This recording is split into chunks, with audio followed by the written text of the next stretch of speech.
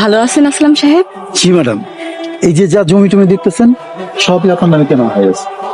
আচ্ছা, ওই লোকটাকে? রাজু বিভিন্ন ক্ষেত খামারের কামলা দিয়ে খায়। আজকে আমি ওরে ক্ষেতের আগাছা পরিষ্কারের জন্য রাখছি। আচ্ছা, তাহলে ওনাকে একটু ডাকেন। এই রাজু, এদিকে আয়। জি কাকা। উনি হচ্ছে ম্যাডাম, এই পুরা জমিটাই ওনার নামে কেনা হয়েছে। সালাম আলাইকুম ম্যাডাম। ওয়ালাইকুম আসসালাম। আপনার কি কোনো সমস্যা? না তো ম্যাডাম, কোনো সমস্যা নাই। তাহলে আপনি নিচের দিকে তাকিয়ে আছেন কেন? পর্দা করতেছি ম্যাডাম। পর্দা করছেন মানে? পর্দা করা ফরজ। আল্লাহ তাআলা নারী পুরুষ দুইজনকে পর্দা করতে বলছেন। নারীদেরকে বলছেন তোমরা তোমাদেরকে ঢেকে রাখো, পুরুষদেরকে বলছেন তোমরা তোমাদের দৃষ্টি সংযত রাখো। তাই নারীর জন্য যেমন পর্দা করা ফরজ, পুরুষের জন্য দৃষ্টি সংযত রাখা ফরজ। আপনি আমার জন্য বেগানা নারী, তাই আপনার দিকে তাকাইতেছি না, কিছু মনে করেন না ম্যাডাম। এই রাজু, তোর কি মাথা খারাপ হয়ে গেছে? উনি আমাকে ম্যাডাম, তুই কারে কি কস? উনি ঠিকই বলেছেন আসলাম সাহেব। আমরা নারীদের পর্দার বিষয়ে কথা বলি, কিন্তু পুরুষের পর্দার বিষয়ে এড়িয়ে যাই। অথচ দুটোই দরকার। রাজু সাহেব, আপনি এখন যেতে পারেন। আচ্ছা আসলাম সাহেব, উনি কি বিবাহিত? এই কথা কেন জিজ্ঞেসেন ম্যাডাম? ও তো বিয়ে করে না ম্যাডাম, করবো কেমনে? গরিব মানুষ।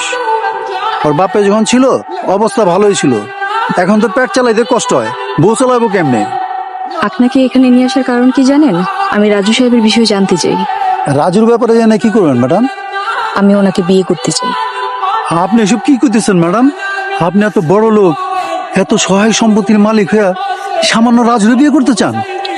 আসলাম সাহেব, মানুষ কখনো সামান্য হয় না।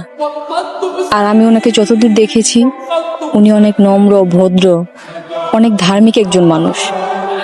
সত্যি কথা বলতে আমি মনে মনে ঠিক এরকমই একজন মানুষ খুঁজেছিলাম। আপনি ভাইবা বলতেছেন তো ম্যাডাম?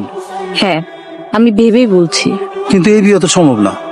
কেন সম্ভব নয়? কেন? আপনি তো বড় লোক, রাজু বড় লোক পছন্দ করে না। বড় লোকে কি সমস্যা? তা জানি না। আচ্ছা ঠিক আছে, তার যদি বড় লোকে সমস্যা হয়, তাহলে আমি গরিব হয়ে যাব। এইসব কি করতেছেন ম্যাডাম? আমি তো কিছুই বুঝতে পারতেছি না। সেটা কালকেই বুঝতে পারবেন।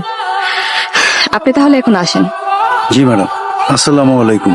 ওয়ালাইকুম আসসালাম। আসসালামু আলাইকুম কাকা। ওয়ালাইকুম আসসালাম। কি রে রাজু, আজকাল না তোর টাকা দেওয়ার কথা, টাকা কই? দিতাছি। এটা তুই কি দিতেছস? তোর কাছে টাকা পাবো 1,00,000, আর তুই আমার মাত্র 1,000 টাকা দিবি? হ্যাঁ দেখ রাজু, আমার লোকে কিন্তু তোর টাল টিপেটি করা চলবো না। আপনি তো জানেন কাকা, আব্বা বাইচা থাকতে তো আমাকে এত অভাব ছিল না। আব্বা মরে যাওয়ার পরে আমি এখন দিন আনি দিন খাই। একদিন কাম করলে 3 দিন কাম পাই না। আমার নিজেরই চলে না, ঋণ পরিশোধ করুন কেমনে? এটা তোর মরা বাপের যে জিগা, তোর বাপে টাকা না দিয়ে মরলো কেন?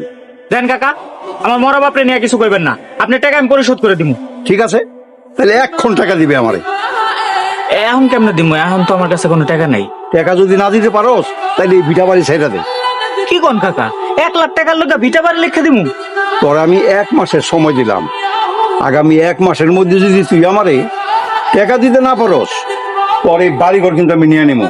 কথাটা তুই মনে রাখিস।